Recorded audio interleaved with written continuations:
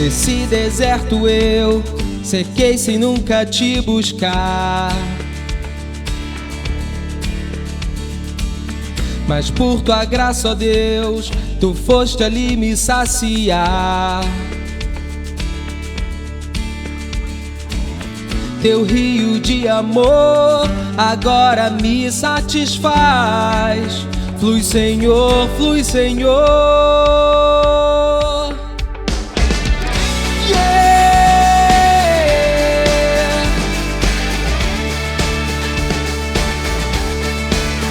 És minha fonte,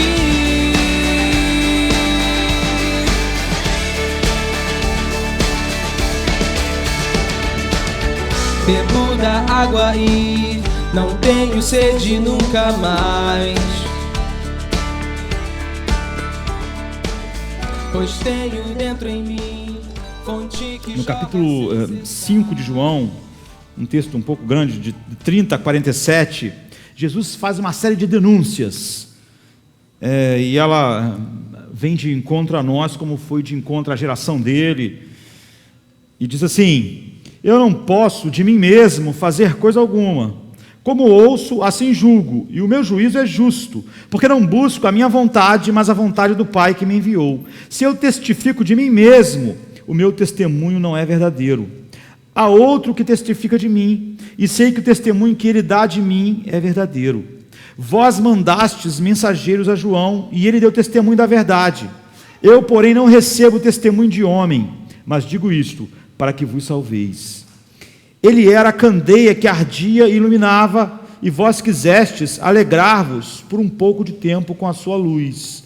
Mas eu tenho maior testemunho do que o de João, porque as obras que o Pai me deu para realizar, as mesmas obras que eu faço, testificam de mim que o Pai me enviou. E o Pai que me enviou, Ele mesmo testificou de mim. Vós nunca ouvistes a sua voz, nem ouvistes o seu parecer, e a sua palavra não permanece em vós, porque naquele que Ele enviou não credes vós. Examinais as Escrituras, porque vós cuidais ter nelas a vida eterna, e são elas que de mim testificam, e não quereis vir a mim para terdes vida. Eu não recebo glória dos homens, mas bem vos conheço, que não tendes em vós o amor de Deus. Eu vim em nome do meu Pai, e não me aceitais. Se outro vier em seu próprio nome, a esse aceitareis. Como podeis vós crer recebendo honra um dos outros e não buscando a honra que vem de Deus? Não cuideis que eu vos hei de acusar para com meu Pai. Há um que vos acusa, Moisés, em quem vós esperais. Porque se vós cresces em Moisés, crereis em mim, porque de mim escreveu ele. Mas se não credes nos seus escritos, como crereis nas minhas palavras? Todo esse texto, Jesus está expondo o pecado de uma maneira completa, plena. Existem inclinações pecaminosas em minha vida, na tua vida, que ficam totalmente expostas por essas palavras de Jesus. E nós precisamos enfrentar a verdade de Deus, e precisamos da igreja, e precisamos de amigos espirituais, e precisamos que a nossa esposa, irmãos, nos ajudem a enfrentar essas coisas em nós mesmos, já que outras pessoas conseguem enxergar às vezes em nós problemas que nós recusamos ver. Então João aqui, né, do versículo 30 ao 47, esse texto expõe todos nós. No versículo 30, Jesus diz: não posso fazer nada por conta própria. Então ele enfatiza a sua harmonia com o Pai, com a vontade do Pai, com o desejo do Pai, com o plano do Pai, não importa o que esse plano envolva. Como eu ouço, julgo, e o meu juízo é justo, porque eu não busco a minha vontade, mas a vontade daquele que me enviou. Então aqui está a ênfase da denúncia de Cristo para nós, não é? Ele é totalmente orientado por Deus, em oposição à orientação interior, como nós costumamos achar normal, ser orientado pela nossa própria mente, coração. Ele diz, não, eu sou totalmente orientado por Deus em oposição à auto-orientação. E eu sou totalmente voltado para a exaltação de Deus, para a glória de Deus, ao invés da auto-exaltação. Na minha vida, não há nenhuma busca de exaltação própria. Toda ela é voltada para Deus. Então ele diz, mas o meu julgamento é justo, porque não busco a minha vontade, mas a vontade daquele que me enviou. Então o tema é, não eu, mas Deus. Não a minha glória, mas a de Deus. Não nenhuma vontade ou plano mas o de Deus. E ele vai estender isso até o fim do capítulo. Ele vai estender isso o tempo todo. Ele vai expandir isso e atingir todos nós. E ele diz, a dificuldade do ser humano em crer em mim, e a incredulidade de vocês, aquele público que ele estava falando, e do mundo inteiro, é exatamente por essa orientação totalmente voltada para a vontade de Deus e para a glória de Deus, que é o oposto da inclinação natural do coração humano, do homem natural. E é por isso que hoje nós temos um esforço enorme, né, da igreja para mudar o evangelho, exatamente pela orientação ser oposta disso. É por isso que a opinião do mundo e da cultura a nosso respeito é muito importante para nós, porque nós estamos buscando coisas que Cristo não buscava, estamos sendo orientados por coisas que não orientavam Ele. Essa é a essência da incredulidade do mundo e da incredulidade que às vezes permeia a nossa vida. E às vezes, mesmo aqueles que creem e dizem crer, ainda encontram inconsistências em si mesmo quando se deparam com isso. Então, a acusação de Jesus é implacável. É implacável e deixa todas as pessoas no mundo sem nenhuma desculpa para a sua incredulidade, porque ele mostra a raiz da incredulidade. Então, seria um grande erro você achar que isso aqui é sobre os outros, sobre as pessoas lá fora simplesmente, ou sobre outras pessoas aqui nessa noite. É sobre você, é sobre eu, é sobre mim, é sobre a minha vida. Então esse é o lugar onde eu aprendo a profunda corrupção do meu coração. Esse é o lugar onde nós encontramos e descobrimos a profunda corrupção do nosso coração. Isso é doloroso, mas é bom. A tragédia é o homem não descobrir isso em si mesmo. A tragédia é o homem encontrar racionalizações para isso em si mesmo. Então, a gente encontra a profunda corrupção do coração do homem aqui, em nós, e isso é bom porque conhecer a nós mesmos como pecadores assim é o único caminho que nós temos de sermos transformados naquilo que Deus quer.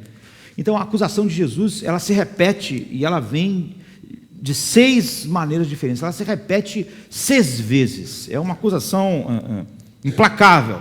Então primeiro está no versículo 37 a 38 que ele diz: e o Pai que me enviou, Ele mesmo testificou de mim. Vós nunca ouviste a sua voz, nem vistes o seu parecer, e a sua palavra não permanece em vós, porque naquele que Ele enviou, não credes vós. Ele está dizendo o seguinte: vocês nunca viram Deus, ninguém nunca viu Deus, a não ser o Filho, ninguém nunca viu Deus, vocês nunca viram Deus.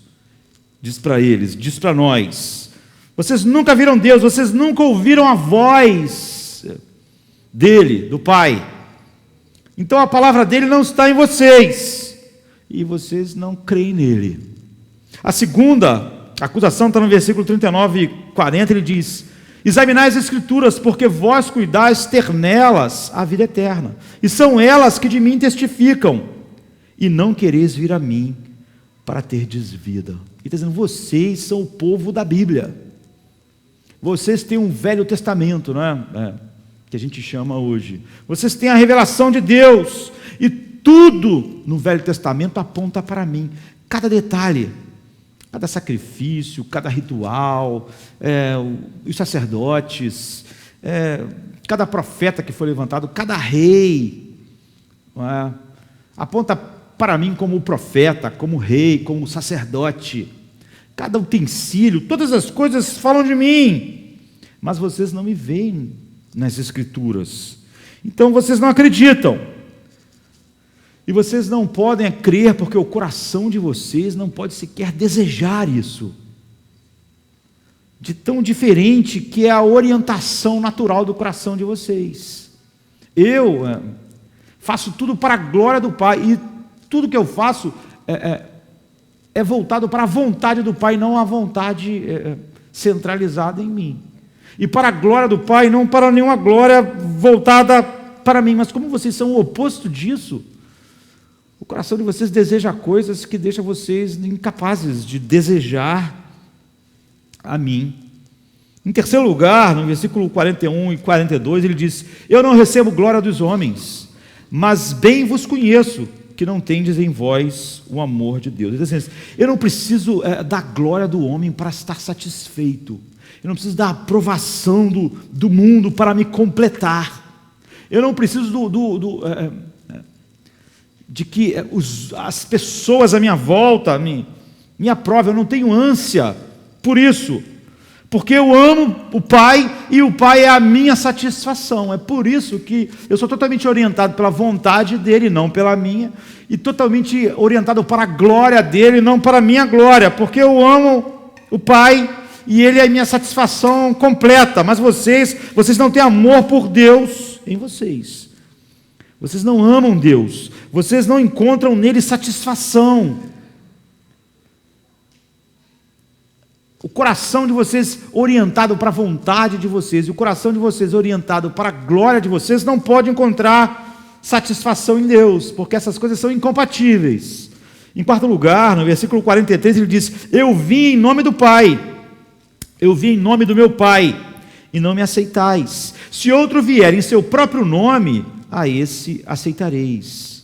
Então ele está dizendo: vocês não me recebem, vocês me rejeitam, o mundo inteiro me rejeita. No mundo que eu criei, os gentios, o povo que eu escolhi, me rejeitam. A luz vê o mundo, e os homens amaram mais as trevas do que a luz. E o tipo de Messias que eu sou, de Salvador que eu sou, de Deus que eu sou, que vem tão humilde, tão cheio de implicações para você morrer para você mesmo, para você negar a si mesmo, são implicações das quais vocês não podem desejar, não podem achar nisso satisfação, não pode achar nisso o gozo supremo. Então vocês não me recebem. Jesus está falando sobre a raiz da incredulidade no coração do homem. Em quinto lugar, no versículo 44, ele diz: como podeis vós crer, recebendo honra um dos outros e não buscando a honra que vem de Deus? A pergunta é uma pergunta retórica, ela não está esperando assim uma resposta. Ela está dizendo: vocês não podem crer, não podem crer pela razão de que vocês buscam a glória um dos outros. Enquanto eu não busco a minha glória, só busco a glória do Pai, vocês buscam a glória um dos outros. Por isso eu não sou adequado para a visão que vocês têm de Salvador, de Messias. Vocês estão escravizados ao desejo de receber a glória dos outros homens. Ninguém pode viver para a glória de Deus à medida que é escravizado de receber a glória dos outros homens. Então vocês não podem crer. Em sexto lugar, no versículo 45 ao 47, ele diz: não cuideis que eu vos hei de acusar para com o Pai. Há um que vos acusa, Moisés, em quem vós esperais, porque se vós cresces em Moisés, crereis em mim, porque de mim escreveu ele. Mas se não credes nos seus escritos, como crereis nas minhas palavras? Ele diz: de fato, apesar de estudar, vocês não acreditam em Moisés, porque ele falou sobre mim, porque a lei é sobre mim, porque todo o Velho Testamento é sobre mim. Então, de fato, apesar de estudar, de ter uma certa reverência, vocês não acreditam em Moisés, não acreditam na lei, não acreditam no Velho Testamento. Então vocês não podem acreditar em mim. Se vocês crescem de fato, vocês iam ver que eu sou o Cordeiro representado em todos os sacrifícios. vocês iam ver que tudo que ele escreveu era sobre mim, mas vocês não podem, porque os escritos de Moisés apontam para mim. Ele diz no versículo 46, porque ele escreveu a meu respeito, mas vocês não podem ver.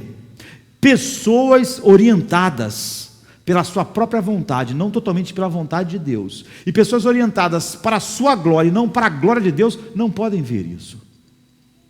Não podem me enxergar nas descrições claras. Então ele diz, vocês não precisam de mim para julgar vocês, quem vai julgar vocês é Moisés. Não precisam de mim, porque se vocês acreditassem em Moisés, vocês acreditariam em mim, e se vocês acreditassem em mim, vocês acreditariam que o Pai me enviou. Então, essa é uma sequência inexorável e terrível de acusações. O versículo 38 diz, você não tem a palavra de Deus em você, você não acredita naquele a quem ele enviou. No 40, você não quer vir a mim. No 42, você não tem amor a Deus em você. No 43, você não acredita e não crê em mim. No 44, você não pode acreditar, você é incapaz. No 45, você não crê em Moisés e por isso você também não acredita em mim. Agora, por que isso tudo foi escrito? Por que o livro de João foi escrito? Qual é a razão do Novo Testamento e do Velho Testamento? E qual é a razão do livro de João? Por exemplo, em João 20, 31, ele diz a razão pela qual o livro foi escrito. Ele diz assim, estes, porém, foram escritos para que creiais que Jesus é o Cristo, o Filho de Deus, e para que, crendo, tenhas vida em seu nome. Então, João está colocando todas essas acusações de Jesus, essas acusações inexoráveis, implacáveis, essas 6 acusações diretas ao homem, expondo como o coração do homem não é de forma nenhuma centrado e orientado pela vontade de Deus, mas orientado pela sua própria vontade, sendo o oposto do que Cristo é, e como o ser humano é voltado para a sua própria glória, e não para a glória de Deus, o oposto do que Cristo é, mesmo eles tendo acesso a toda a verdade de Deus, estudado tudo isso durante toda a vida, essa orientação do coração impedia que eles vissem de fato a glória na face de Cristo, e que Cristo era aquele para o qual a palavra de Deus apontava.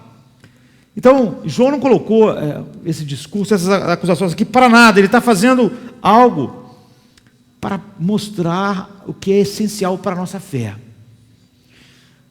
Para a nossa fé hoje, para a nossa fé agora, 2000 anos depois dessas palavras serem ditas àquele grupo de pessoas. Ele quer que essa análise de Cristo, da incredulidade no coração do homem, seja colocada diante de nós, e a gente olhe para isso, que ela penetre em nossos corações, esse diagnóstico preciso de Jesus, nessas 6 acusações, revele para nós, penetre e revele nossos corações, e a gente possa entender as causas mais profundas da incredulidade e a explicação pela vida ser o que é, pelo mundo ser como é, e por algumas coisas que a igreja abraça hoje ser exatamente o oposto daquilo que ela devia abraçar se ela tivesse compreendido a verdade. Então, que Deus abra nossos corações hoje, nas próximas vezes que nós voltarmos, para enxergarmos nossa própria alma, nosso próprio coração. Então, qual é a resposta de Jesus para essas pessoas que eram do povo dele, judeus, que conheciam tão bem a lei de Moisés, que foram criados, familiarizados com tudo aquilo que aconteceu durante aqueles séculos que antecedeu a vinda de Cristo? Ele quer que eles compreendam algo que nós precisamos compreender tanto quanto eles, porque não é uma questão de um grupo de pessoas no mundo, é uma questão humana. A acusação revela o tecido profundo dos nossos corações. Então ela não tem nada a ver com um grupo específico, ela tem a ver com todos nós, todos os seres humanos, porque ela descreve como todos os seres humanos são, como nossos corações naturalmente são, como nossas mentes são naturalmente, como nós às vezes podemos nos relacionar supostamente com Deus, como aquelas pessoas, conhecer profundamente a Bíblia como eles conheciam, Moisés, mas como eles podem, por essa orientação voltada para si e não para a vontade de Deus, essa orientação voltada para a vontade própria e não a vontade de Deus, e essa orientação voltada para a glória própria e não a glória de Deus, impede, mesmo quando você diz crer, como aquelas pessoas diziam crer em Deus, impede uma vida para Deus de fato, e todo mundo está vivendo para si mesmo. Então tem tudo a ver como os seres humanos são, por natureza, como os seres humanos são, como nascem em Adão. Tem tudo a ver como universalmente cada ser humano nasce como os bebês que estão nascendo agora no mundo. Então qual é a resposta de Jesus? Lá no verso 40 vem a resposta: vocês não querem vir a mim para terdes vida. O coração de vocês não tem um desejo, ao verem quem eu sou, tudo que é revelado de Deus através de mim, vocês não querem, sabe? Os nossos desejos têm um efeito enorme, os desejos mais profundos têm um efeito enorme naquilo que nós queremos e naquilo que nós não queremos. E o que Jesus está dizendo é algo que o nosso crer depende do que nós desejamos. E como eles desejavam coisas opostas ao que Deus tendo se revelado perfeitamente em Cristo, eles não podiam desejar Cristo, porque nós não podemos desejar contra os desejos mais profundos do nosso coração. Então nós não podemos crer naquilo que vai de encontro aos nossos desejos mais profundos. De tal maneira que o problema do ser humano em crer não é intelectual, não é? Ele era uma questão de desejos profundos. A raiz do problema para a incredulidade humana, para a incredulidade daquelas pessoas que tiveram contato com Jesus, ele diz: olha, Moisés falou, João falou, vocês viram o que eu fiz, vocês viram, mas vocês não creem. Não é por falta de evidência intelectual, a questão não é essa. Vocês viram minhas obras, vocês viram que Moisés escreveu, vocês viram João Batista. No 35 ele diz: vocês quiseram se alegrar por um tempo com a sua luz, mas acabou. Por quê? Porque a luz dele apontava para mim, e vocês não podem desejar a mim para terem vida. É por isso que Jesus, quando conversou com Nicodemos, daquela geração, um homem importante, um príncipe do povo, ele disse: você tem que nascer de novo. Os seus desejos profundos precisam ser mudados. Precisam ser mudados da vontade centrada em você para a vontade centrada em Deus.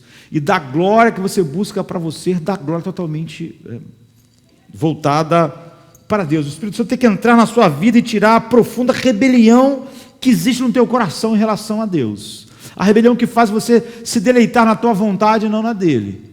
E se deleitar na busca da sua glória e não da glória de Deus. O Espírito tem que substituir isso. Então, por que eles não querem ir a Cristo? Por que eles não têm o desejo de ir a Cristo? Por que eles não querem ir? Eles tinham visto tudo que era necessário para crer. Como, na verdade, nenhum homem tem uma dificuldade realmente intelectual. No verso 44, ele dá a resposta. E no 3 ele mostra como funciona. No 44 ele diz: como podeis vós crer recebendo a glória um dos outros e não buscando a glória que vem de Deus? Se vocês buscam a glória um dos outros, vocês não podem crer, não podem desejar, não podem querer. Por quê? Porque você ama a glória do homem, não a glória de Deus. E amando a glória do homem, há uma barreira nela intransponível para você desejar somente a glória de Deus. Deus é o seu concorrente, Deus está no lugar que você quer estar, você quer a glória dos homens. Então ele está dizendo que vocês não querem a mim, ou ele está dizendo para todos os homens: você não quer Jesus porque você quer o louvor do homem. E todos os problemas que você vai ter com Jesus é por causa disso. Ou você não quer Jesus porque você quer ser o centro, e o centro é Jesus. Você não quer porque o centro é é o Pai, para onde Ele aponta. Você não quer, porque você quer estar no controle. Você quer estar no controle, então, enquanto você quer isso, é impossível. Você sequer pode desejar, porque é desejar contra o seu desejo mais profundo. A questão não é intelectual. Você quer ser exaltado. Você quer ser grande. Você quer ser muito. Você ama ser alguém. E você ama ser reconhecido pelos homens como alguém que merece a glória. Você busca isso. Escolha qualquer uma dessas coisas que se encaixem melhor na sua vida. E eu vou dizer, fora da graça soberana, isso encaixa na vida de todo mundo, todas essas coisas. Todas as acusações de Cristo. Jesus diz, essa é a causa da incredulidade. Não é nada intelectual. E como é que funciona? No 43 ele diz, eu vim em nome do meu Pai, e vós não me recebeis. Se outro vier em seu próprio nome, vocês vão recebê-lo. Não é estranho isso? Ele diz, olha, eu vim em nome do Pai. A minha vontade é fazer a vontade do Pai. Eu não busco nenhuma glória, eu só busco a glória do Pai. E por isso que vocês não me receberam. Porque se eu viesse no meu próprio nome, buscando a minha glória e fazer a minha vontade, vocês iam me receber.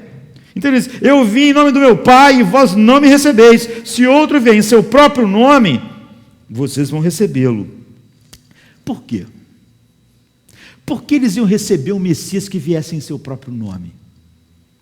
Por que eles receberiam um Messias que buscasse a sua própria glória? Por que eles receberiam um Messias que buscasse a sua própria vontade? Por que eles não são capazes de receber um Messias que vem em nome do Pai, buscando a glória do Pai, buscando só fazer a vontade do Pai, mas eles receberiam um Messias que fosse o oposto?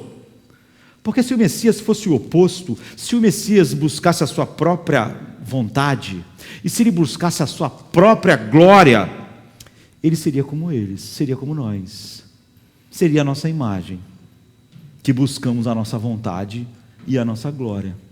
Nós temos facilidade em aceitar aquilo que se parece conosco, porque seria o Messias que ia endossar o estilo de vida que nós vivemos e endossar os desejos naturais do coração do homem.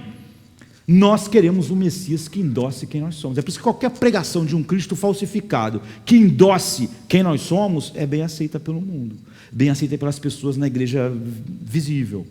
Mas um Cristo totalmente centrado na vontade do Pai, na glória do Pai, tem um monte de dificuldades. É a mesma coisa daquela geração que ele está dizendo.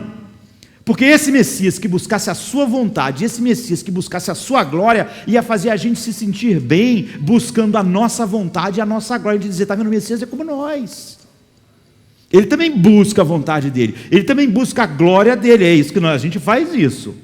Esse Messias é bom, é como nós. Ele procura a sua autoexaltação, ele procura fazer a sua vontade, é o que nós fazemos, é o Messias assim. Agora, o Messias que vem como Cristo, Jesus está dizendo, é desconfortável para vocês. Porque como eu busco só a vontade do Pai, fica evidente que vocês são totalmente diferentes de mim.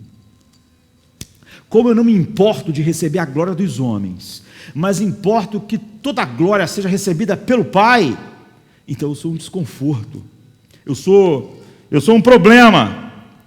Ou seja, em sua humanidade, ele se humilhou e se tornou obediente, como diz Filipenses 2, sendo igual a Deus, não teve por usurpação ser igual a Deus, antes se esvaziou e tomou a forma de servo, e ele foi obediente, não é? E foi obediente até a morte. Isso é desconfortável, ele está dizendo, porque eu não vim no meu nome, eu não vim fazer a minha vontade, eu me humilhei totalmente, eu vou morrer, eu vou fazer tudo o que o Pai quer. Não há nada que Ele quer que seja um problema para mim, isso é a minha alegria, e essa é a minha glória. Então ele veio como humilde, como obediente até a morte, e morte de cruz, com tudo que envolvia isso. E eles puderam ver ele chegando dessa forma, buscando totalmente a glória do Pai, a vontade do Pai, se negando a si mesmo, não é? Se esvaziando, sendo obediente até a morte, e eles não gostaram do que estavam vendo, não gostaram daquele Messias. Eu não gosto do Messias que se humilha, que nega a sua vontade, que obedece até a morte. Por que eu não gosto? Porque se o Messias é assim, então nós teremos que ser assim. Se é no Messias assim, que Deus diz, esse é meu filho amado em quem me comprazo, eu me comprazo no que ele é. Vocês estão vendo como ele busca só a minha vontade e não a dele? Vocês estão vendo como ele busca só a minha glória, mesmo que toda a desonra do mundo caia sobre ele? Então, nós não queremos um Messias assim. Por isso que ele disse, porque eu vim assim, buscando só a glória do Pai, só a vontade, eu não vim no meu nome, vocês não podem me aceitar. Mas se outro vier em seu próprio nome, vocês podem, porque aí o Messias que vem em seu próprio nome, buscando a sua vontade e a sua glória, vai ser um endosso para o que vocês são. Mas assim não, porque se Deus está contente com esse tipo de abnegação do Messias, se Deus está contente, totalmente se deleita nessa entrega obediente do Messias, a uma obediência até a morte, morte de cruz, então é óbvio que esse Deus vai procurar essas mesmas coisas em nós. Porque é isso que, esse caráter do Messias, do Filho de Deus, que faz o Pai ter o prazer completo nele. E nós não queremos isso para nós. Não queremos negar a nossa vontade totalmente e buscar só a glória de Deus e nenhuma glória para nós. Então nós não queremos isso, porque esse Messias não endossa quem nós somos. Ele é, na verdade, uma denúncia de quem nós somos. Ele nos expõe. E ele nega totalmente a sua vontade. Nós amamos nossa vontade. Ele só busca a glória do Pai e nós buscamos a glória dos homens. Então esse Messias é desconfortável. Ele é um problema. Ele é uma pedra de tropeço. E isso não é um problema dos judeus, não é um problema daquela época, é um problema da humanidade em Adão. É por isso que Jesus disse aquilo para Nicodemos: os desejos profundos do teu coração são opostos ao que eu sou. Portanto, a não ser que haja uma mudança profunda nisso, você jamais vai ver o reino de Deus. E esse é o problema do Josemar. E esse é o principal problema dele, é o principal problema seu, é o principal problema de todos os homens. É uma grande escravidão em todos os homens que nasceram em Adão, que são exatamente o oposto de Cristo. Eles estão centrados na sua vontade, estão buscando uma glória que vem dos homens para eles mesmos. E é para isso que Jesus veio ao mundo, nos libertar. Não vem nos libertar disso, nos libertar da cadeia de quem nós somos, de buscar a nossa vontade e de sentirmos deleite em receber glória. Então, por que o louvor do homem é contraditório com a fé? Porque ele diz: vocês não podem crer. Quem é assim não pode crer. Não pode ver a beleza do Messias, que se nega a si mesmo, obedece até a morte, ou que não busca nenhuma glória diante dos homens aqui, até morrer, que nasce num estábulo e é enterrado na sepultura emprestada. Ele diz porque o amor da glória humana, em vez da glória de Deus, é exatamente o oposto da fé salvadora. É por isso que ele diz: vocês não podem vir a mim, não quereis vir a mim para terdes vida. Eu não sou o Messias, a minha vida, o que eu sou, não endossa quem vocês são, é uma denúncia final de quem vocês são. E isso é totalmente incômodo. Se outro Messias viesse em seu próprio nome, seria um endosso de que vocês são, porque vocês vivem para o próprio nome de vocês, e vocês vivem para a vontade de vocês, e esse Messias que viesse em seu nome, na sua vontade, para a sua glória, seria um endosso para a vida de vocês. Então, duas razões aqui: a fé em Jesus dá toda a glória a Deus e nenhuma a nós mesmos. É por isso que ele diz: vocês não podem crer, não podem, não querem vir, não podem desejar. Em Romanos 4:20, Paulo diz assim: Abraão cresceu mais forte na sua fé dando glória a Deus. Essa é a natureza da fé salvadora, porque ela vai nos levar ao Messias. Então ela faz nós termos uma visão de que toda a glória pertence a Deus. É o soli deu glória. Essa é a natureza da fé salvadora. Então, ir a Cristo é abrir mão totalmente, o coração que o Espírito Santo leva, de reclamar qualquer glória para si mesmo. E é porque não reclamava nenhuma glória para si mesmo que ele podia ser obediente até a morte, morte de cruz. É a percepção de que Deus não nos deve nada. Deus vai nos glorificar um dia, como diz Romanos 8,30. E aos que predestinou, a esses também chamou, e aos que chamou, a estes também justificou, e aos que justificou, a estes também glorificou. Mas essa glorificação será com a glória que pertence a Deus e não a nós. Não é a nossa glória, é a glória de Deus, mesmo na glorificação. A glória que nos embarca, nos abarca, para sempre na eternidade, é a glória de Deus, não a nossa glória. Então a fé vem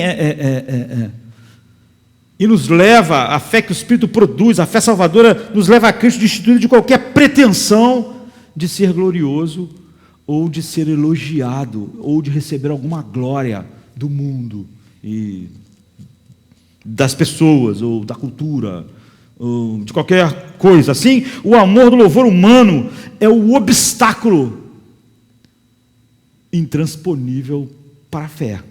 A não ser que isso seja vencido poderosamente pelo Espírito Santo, é um obstáculo intransponível. Não é? Porque nós olhamos para o Messias e não gostamos, ele não endossa quem nós somos.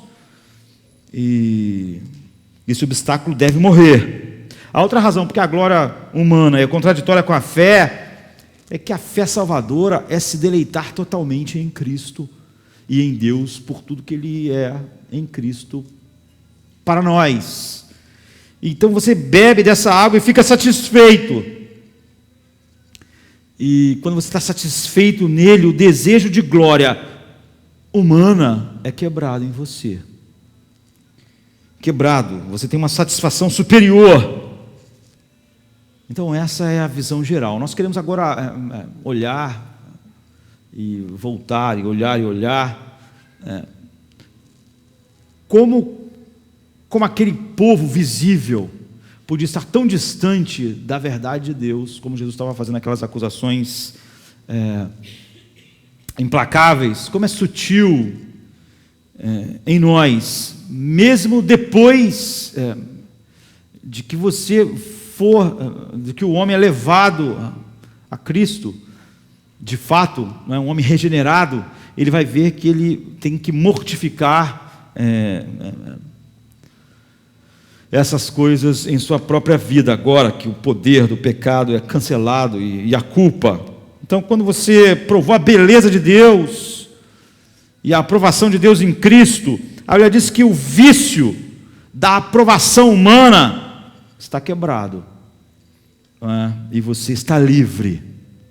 Mas você vai ver que esse é o princípio de caminhar no reino de Deus, enquanto que os homens vão continuar presos simplesmente nesse vício invencível naturalmente. Então, nós podemos olhar, qual é o grande problema do mundo hoje? Assim? É um velho problema que sempre esteve no mundo, mas que agora ganhou um nome que virou popular, e que a igreja faz eco da sua mensagem, como o mundo, não é? Que é a autoestima. Você pode ver isso das maneiras mais bobas, infantis, até chegar ao ponto mais alto na vida humana. Outro dia eu estava vendo um menino dizendo, ele vivia no colégio, tinha dificuldades, brigava, algumas pessoas batiam nele, e ele era um brigão, assim. E ele disse assim, por longo tempo eu não tinha nenhuma autoestima. Aí você logo já presta atenção, né? E ele disse, a única vez que eu me senti bem no colégio foi quando eu pude ter aquele tênis de $100 e uma camisa de não sei quantos dólares. Se eu não pudesse ter aquele tipo de roupa, eu não queria nem ir no colégio, porque minha autoestima ficava lá embaixo, e isso gerava todo tipo de problema. Então, você vê, o ego daquele menino podia ser esmagado simplesmente por ele usar sapatos mais baratos do que ele achava que devia usar, ou usar uma camisa mais comum, sem a marca que ele achava. E aquelas pessoas brigavam com ele, mas não percebiam, né? Que aquele cara brigão era muito mais... a força dele era nenhuma. Que não percebiam que a força dele podia ser roubada facilmente, que toda a sua força estava indo nas coisas mais fúteis. É como um Sansão, assim, sabe? A força de Sansão estava no cabelo. O que o menino está dizendo é que a força dele, a autoestima, se sentir bem, estava no sapato, numa blusa. Sem isso, a força dele ia embora. Ele não tinha mais força nenhuma. Ou seja, você rouba o sapato e conquista o homem. E é claro que os sapatos não eram o problema. É claro que a raiz do problema é aquilo que Jesus estava dizendo. O problema era a reputação dele, era o nome dele no mundo, o nome dele diante das pessoas. E o que as pessoas pensavam dele, a partir do sapato que davam a ele uma base para viver. Porque se ele usasse o sapato certo, no preço certo, as pessoas iam ter uma opinião sobre ele. Isso era muito importante. A opinião que as pessoas teriam dele, se ele tivesse com a roupa e com a camisa certa. Nós podemos chamar isso de pressão dos colegas. Hoje tem uma palavra que as pessoas usam muito, codependência. São as palavras que a psicologia vai usando para ficar mais bonito o que é feio no ser humano. Aquilo que Jesus está dizendo, vocês nunca podem me desejar, porque vocês são o oposto de mim. O tipo de glória que vocês buscam, que faz vocês poder viver, é algo escuro, é trevas, e eu sou luz. Então, se nós quisermos entender mais profundamente, de maneira geral, Jesus já disse, mas se nós queremos sondar nossos corações, nossa época, o que é dito para nós, o que é dito para os nossos filhos, o que nós, infelizmente, às vezes cremos, é que nós estamos de frente com aquilo que a Bíblia diz ser o temor dos homens. Por que você teme os homens? Porque você busca a glória dos homens. Vocês não podem crer, porque vocês buscam a glória dos homens. Eu não busco a glória dos homens. Eu posso ser obediente, e eu posso ser obediente até a morte, eu posso ser obediente até a morte de cruz. Então, muitas das pessoas com quem a gente fala isso, não percebem que você é controlado pelo que você teme. Então, se você teme não receber aquilo que um homem pode dar, você é controlado pelo pensamento do homem. Se você só tem um temor voltado para Deus, você é controlado pela mente de Deus, pelo pensamento de Deus. E mesmo pessoas que se declaram adoradores de Deus, na superfície, elas temiam outras pessoas.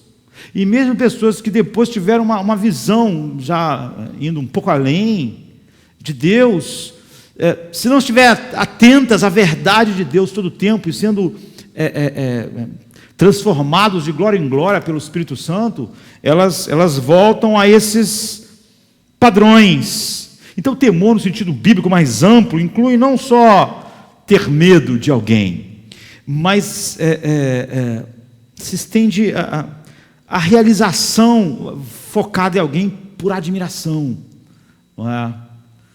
E você é controlado ou dominado por pessoas que você, de certa forma, admire, que é a glória delas, que é o reconhecimento delas.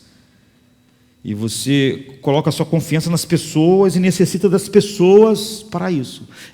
Isso é como o ser humano é naturalmente. Jesus diz, olha, é esse coração que é o coração da incredulidade. Então, você pode resumir o temor do homem da seguinte forma: em vez de um temor biblicamente guiado de Deus, de uma admiração infinita por Deus, que é expressa em tudo que o Messias que Deus enviou nós redirecionamos isso para o homem. Ele diz, vocês não podem crer em mim, porque vocês buscam a glória dos homens, então vocês têm medo. O temor de vocês está em exatamente não receber essa glória. Esse é um coração que não pode. Então, quando nós somos adolescentes, igual o menino, nós chamamos de pressão dos amigos, os adultos usam palavras mais bonitas, codependência, enfim, nós vamos achar palavras e rótulos que escondam aquilo que Jesus disse é o coração da incredulidade. E nós podemos olhar para as nossas próprias vidas sinceramente e buscar tirar os rótulos e olhar para as nossas próprias vidas à luz da palavra de Deus.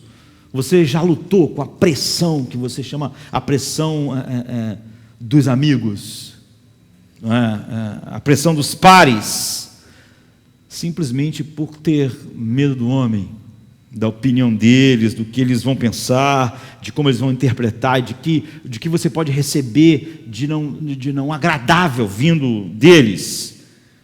Se você já experimentou isso em alguma hora da sua vida, e todos os homens experimentaram, essas coisas não estão em você, elas não podem não se revelar de maneira tão infantil como um tênis ou uma blusa igual naquele menino. Às vezes é verdade, continua sendo a mesma coisa, só trocando os objetos, não é?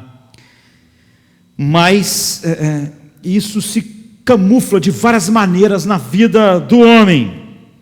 Jesus diz, esse é o coração de quem não pode me receber de fato como Messias, porque se o Messias viesse em seu próprio nome, buscando a sua própria glória, endossaria isso, mas quem eu sou é uma condenação a isso. Então nós usamos eufemismos para o temor do homem. Isso se espalha por toda a nossa vida, não é? Isso pode atingir as coisas que nós achamos mais preciosas e até achamos mais normal estar lá. Se você precisar do seu cônjuge para dar razão da sua vida, e precisa do seu cônjuge para você adquirir aquilo que você acha que é o que é estável para viver para a glória de Deus no mundo, para estar se sentindo bem consigo mesmo, é óbvio que ele controla a sua vida. É óbvio que você vai ter um temor enorme dele ser desagradado. É óbvio que ele é um concorrente direto ao que a Bíblia chama de temor de Deus, porque você é controlado por aquilo que você teme. Isso está longe, não é, de ser a maneira com que Deus nos chamou para nos relacionarmos com o nosso cônjuge ou com qualquer outras coisas que Ele criou para as nossas vidas. Então, a menos que nós compreendamos os parâmetros bíblicos do nosso relacionamento e compromisso matrimonial, o nosso cônjuge vai ser aquilo que nós tememos. E a aprovação dele é fundamental para nós termos estabilidade. E quando nós não temos isso, então nós não temos, porque na verdade é ali que está a glória que nós buscamos. O teu cônjuge vai te controlar, teu esposo, sua esposa. Então a autoestima é uma preocupação crítica para todo mundo. É a palavra da nossa geração. Qualquer coisa, a autoestima da pessoa está em frangalhos. Por quê? Exatamente por causa disso. Essa é a palavra da moda. Essa é uma palavra nova que nós encontramos para o velho mal. O velho mal que está conosco desde que Adão caiu. A autoestima nada mais é do que a palavra que nós encontramos para deixar claro que a nossa vida gira em torno da opinião que as pessoas têm de nós, daquilo que o mundo vai pensar de nós, das pessoas, da glória que nós buscamos horizontalmente. Jesus, por exemplo, da maneira com que ele foi tratado, devia ter pelas nossas parâmetros, uma péssima autoestima. Não é? O mais rejeitado dos homens. O mais rejeitado para nós é o que tem a pior autoestima. Quanto mais rejeitado, pior a estima. Se nós somos essa pessoa, como naturalmente somos em Adão. Então você vai reverenciar e temer a opinião deles, a opinião do mundo. Por que a igreja muda o evangelho? Por que a igreja prega outra coisa? Por temor a Deus? Porque está totalmente focada na vontade de Deus, na glória de Deus? É óbvio que não, é óbvio que tem tudo a ver com a relação que nós temos com o mundo. O que eles vão pensar? E eles vão aceitar ou vão nos rejeitar? E se eles nos acharem o lixo do mundo, nós vamos ficar péssimo, porque nós estamos buscando isso. Mas isso é individualmente. Nós precisamos dessas relações para nos preencher, para nos completar. Então, toda decisão que você vai tomar, ela tem que ser tomada com adivinhação. Cada coisa que você deve fazer, você fica pensando, como as pessoas vão olhar isso? Como os meus amigos vão olhar se eu agir dessa forma?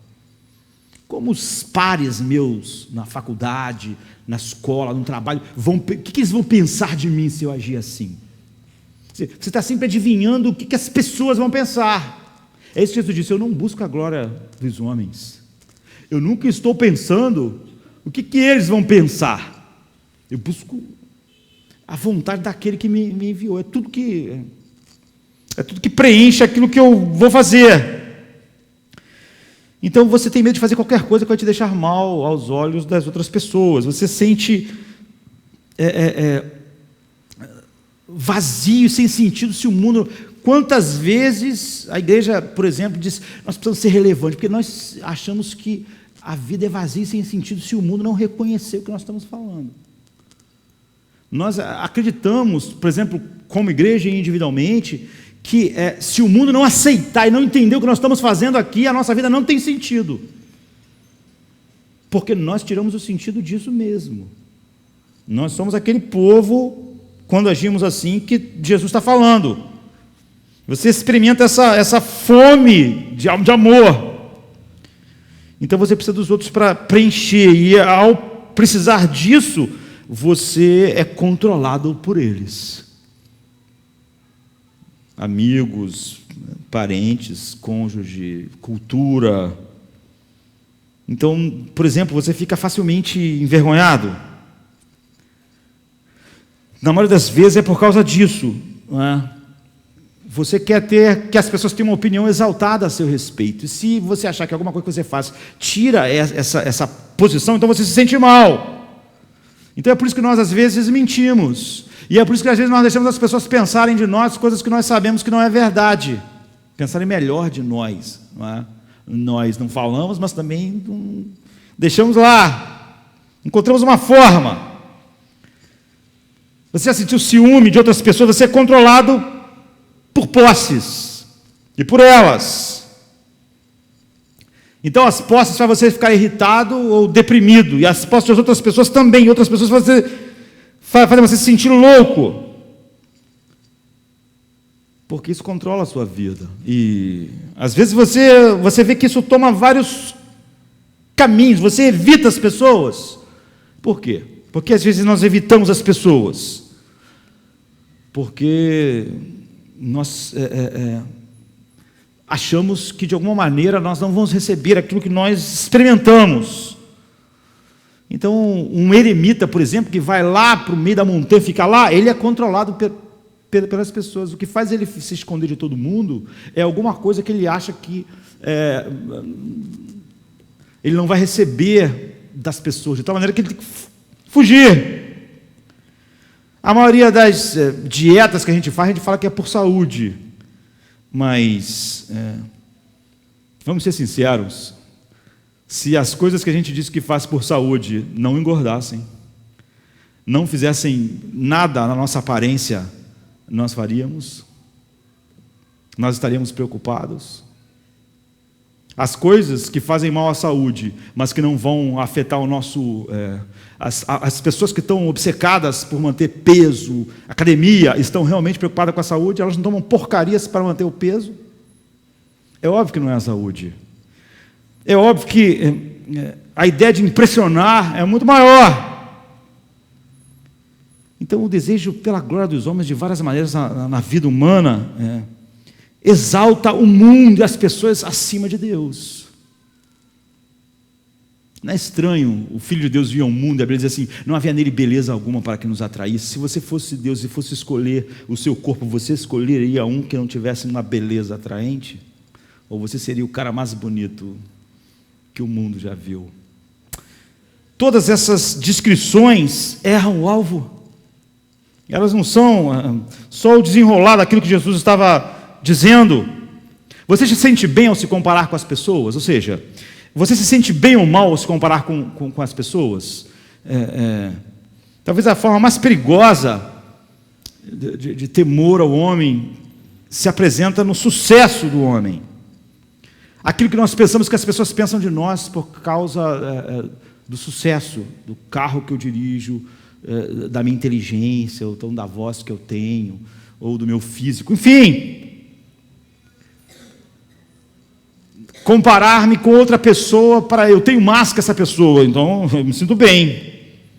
Eu me sinto bem comigo mesmo quando eu comparo meu cabelo, a minha voz, meu corpo, meu dinheiro, meu carro, minha casa. Porque a vida é definida pelas outras pessoas, não é definida por Deus. É sobre isso que Jesus estava dizendo. Então esse é um problema universal.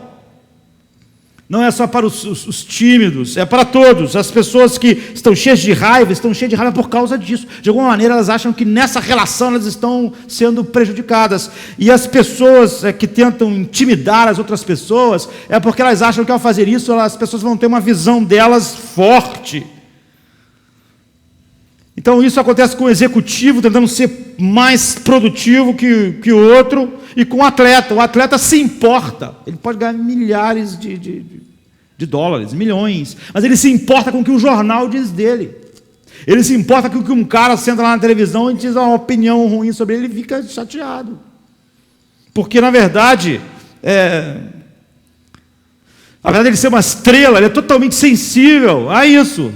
O medo do homem vem nesses pacotes e em muitos outros pacotes que se espalham em toda a vida do homem. Jesus diz: esse é o oposto de que eu sou. Então, por exemplo, a evangelização. Qual é o único problema que as pessoas têm com a evangelização? É óbvio que o que as pessoas vão pensar de mim? Vão pensar que eu sou um tolo, vão pensar que eu sou um tapado, vão pensar que eu sou um bitolado, ou então vão achar que eu sou chato. Mas por que as pessoas não têm dificuldade de falar sobre o seu time? Porque as pessoas não vão achar que eu sou um maluco bitolado se eu falar sobre time. Eu não tenho dificuldades. Mas se eu falar sobre o Evangelho, as pessoas podem pensar isso, elas podem pensar aquilo, elas podem pensar aquilo outro. Então eu tenho dificuldades. Eu posso tentar fingir que a dificuldade não é essa, mas é óbvio que é. Eu não teria dificuldade de falar nenhuma boa notícia na minha vida. Ou deixar as pessoas verem coisas que eu acho boas e que vão causar uma boa impressão nelas. Mas isso eu tenho uma percepção de que não vai ser bem visto. Então eu tenho dificuldades, porque eu não sei como as pessoas vão reagir. O apóstolo Paulo diz assim: nós somos considerados por ora o lixo do mundo. É isso que nós temos medo. Se as pessoas me considerarem o lixo do mundo, eu vou me sentir um lixo. Eu vou ficar um buraco. Então o medo do homem é uma parte do tecido humano natural. E compõe aquilo que o homem é. Então, na nossa geração, um monte de livros que falam sobre codependência é best-seller garantido. Não é? Mas só que quando você lê os papas que escrevem sobre isso e sobre autoestima, a solução deles é a seguinte: você precisa se amar mais. Você precisa se valorizar mais. Ame mais a si mesmo. É o oposto do que Jesus disse. A igreja comprou essa mesma coisa. Ela acha que esse é o problema mesmo, que se ela se amar mais. Jesus já deu a resposta geral. O que nós queremos fazer nas outras vezes que olharmos esse texto é olharmos como a Bíblia aplica isso em todos os sentidos da vida. Porque você pode falar assim, olha, a resposta desse cara, dos papas da autoestima e dos livros de codependência é amar a si mesmo. Mas nosso valor não está nisso. Eu já vi um monte de cristão dizendo, nosso valor é que nós somos amados e valorizados por Deus. E aí a pessoa diz, quando você sentir que você é totalmente amado, importante, valorizado por Deus, você vai se sentir bem. Você não acha isso esquisito? É melhor, certamente, pelo menos parece, do que a exortação para amar mais e mais a si mesmo. A Whitney Houston, por exemplo, tem o maior sucesso dela, um dos maiores, ela diz, eu descobri o maior amor de todos, que é amar a mim mesmo. Nós vimos, ela acabou se suicidando lá. Porque isso não faz você se sentir.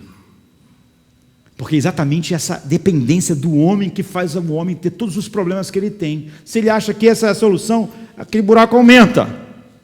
Mesmo quando você diz, olha, a resposta não é essa, amar mais a mim mesmo, é você perceber que você é valoroso, você tem valor para Deus, Deus te ama, você é importante para Deus. Então você vai encontrar autoestima, você não encontra ela no mundo, você encontra nisso. Mas você vê que há pequenos aspectos da verdade totalmente diluído nisso. Por quê? Nós temos necessidade de ser o centro do mundo. E se o mundo inteiro não amar a gente, então pelo menos Deus tem que amar a gente e fazer da gente o centro, para a gente se sentir bem. O problema é o mesmo. Eu tenho que ser o centro. Então se o mundo não me ama, e se amar a mim mesmo é a solução, então é Deus me amar e me colocar no centro, porque eu, de alguma maneira, tenho que ser o centro. Você vê, essa é a raiz do problema. Então Deus se torna o nosso garoto de recados psíquicos, para inflar a nossa autoestima. Você é importante. Não ligue para o mundo, porque você é importante para mim. Aí pensa, eu sou importante. Eu sou o centro do que Deus quer, do que Ele ama. Então eu me sinto bem. Você vê, você ainda se sente bem com você mesmo. É a mesma coisa. Você só transferiu a glória que você queria que o mundo te desse como centro para Deus e fez dele a pessoa que, ao te colocar no centro, faz você se sentir bem. Isso é pegar aquilo e elevar ao máximo. Então nós precisamos ir mais longe e buscar nas Escrituras compreender verdadeiramente a experiência universal do temor do homem, que está naquelas acusações de Cristo, e darmos passos mais profundos. Nós vamos descobrir que mesmo depois de verdadeira relação com Deus, há um processo, sabe? Por isso que Jesus disse, toma a cruz, negue-se a si mesmo. Ao longo do caminho nós vamos encontrar Abraão e Pedro, por exemplo, no abismo do temor do homem, o que trouxe eles para baixo e outras pessoas para baixo com eles. E nós vamos olhar formas sutis em que na superfície da vida, o temor do homem e não de Deus, e a busca da glória do homem e não de Deus, se manifestam em nossas vidas. E só depois, então, vamos encontrar o caminho para fora. Então, nós precisamos realmente entender as raízes do temor do homem, e para isso nós precisamos fazer as perguntas certas. Nós temos feito perguntas erradas. Por exemplo, as pessoas sempre perguntando, como eu posso me sentir melhor comigo mesmo, não sendo controlado pelas pessoas? Não sendo controlado pelo homem. Mas a melhor pergunta não é essa. A melhor pergunta é, por que eu estou tão preocupado com a autoestima? Por que isso é tão importante para mim?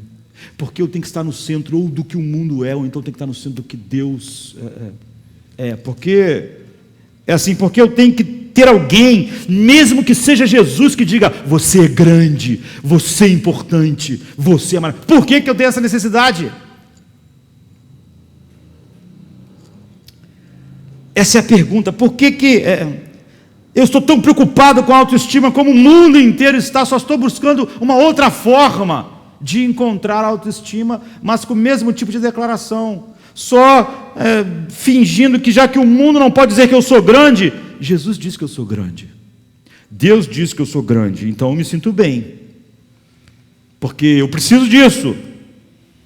Porque nós precisamos achar que nós somos grandes, centrais e importantes. Então nós temos que olhar a partir de vários ângulos ao longo de algumas mensagens a respeito disso. E o tratamento radical que a Bíblia dá ao temor do homem, que é, na verdade, como nós somos controlados por coisas que não são Deus, como é o oposto daquilo que Jesus disse: eu não sou controlado pela minha vontade, mas pela vontade daquele que me enviou. E eu não busco a minha glória, mas a glória daquele que me enviou. Eu não estou voltado para dentro. Então, nós vamos ver a Bíblia nos mostrando como Deus de fato é maior para nós do que o mundo, os homens, à medida que nós vamos sendo transformados naquilo que Cristo é, na imagem de Cristo. Então o Messias que vem, não em nome dele, mas no nome de outro, que vem se humilhando até a morte, não fazendo a sua vontade, não é uma ameaça para nós. Então o Messias que não busca a sua glória não é uma ameaça para nós, mas ele é uma ameaça para o homem natural. Por quê? Porque ele não é um endosso. Ele disse: se eu viesse no meu nome, buscando a minha glória, vocês iam me aceitar, porque vocês iam ver que eu sou como vocês. Mas vocês não sentem o desejo de vir a mim. E esse problema não é intelectual. Esse problema é o centro daquilo que vocês são. E a Bíblia diz que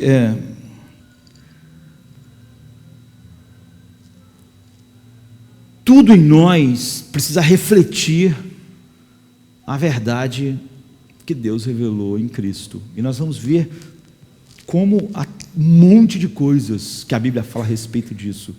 A Bíblia fala o tempo todo a respeito disso. E a nossa geração só deu para o problema grande do ser humano um nome mais bonito: autoestima, baixa autoestima. E nós começamos a ecoar a mesma coisa que o mundo diz, e nós trocamos quando falamos: olha, não gostamos da ideia, isso não está certo, a ideia de que nós vamos tirar o amor e a aceitação e a validação da vida das pessoas, mas então nós vamos tirar isso de Deus, assim. Ele nos colocando no centro, Ele nos dizendo: eu sou grande. E nós temos que começar a perguntar: por quê? Por que nós precisamos disso? Por que nós estamos tão preocupados com a autoestima? Então, por que eu tenho que ter alguém, mesmo que seja Jesus, que diga que eu sou grande e importante? Como mesmo assim, com essa espiritualizada nas coisas, eu estou no mesmo lugar que eu estava antes, talvez usando alguém mais grave, né? Usar o mundo, e aí eu troco usar o mundo e usar a Deus para a mesma coisa. Então, Jesus diz: vocês não podem crer para os homens lá, irregenerados, enquanto vocês buscam a glória um do outro. E eu, como Messias, que não busco a minha glória, nem a minha vontade, sou uma ameaça para vocês. Mas um Messias que viesse buscando a sua glória e a sua vontade, endossaria a vida de vocês. Então vocês não podem crer em mim, não porque vocês não tiveram evidências racionais. Vocês têm Moisés, você tem João Batista e tem as minhas obras, mas vocês não podem desejar sequer vir a mim, desejar ser como eu sou, porque eu denuncio o que vocês são.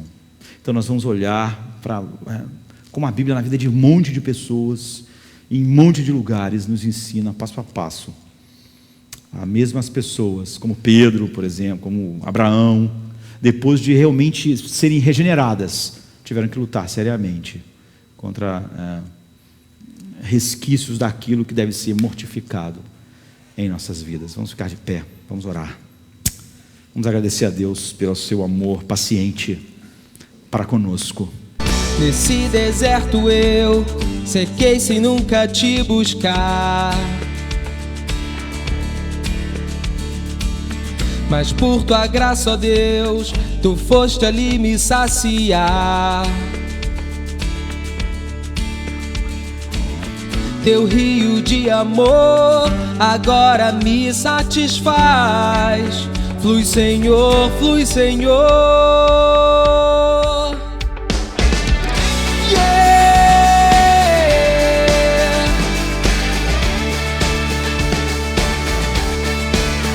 És minha fonte,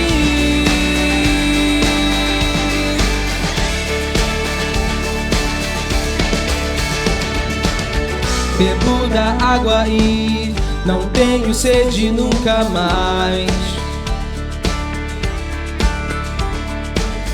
pois tenho dentro em mim fonte que jorra sem cessar.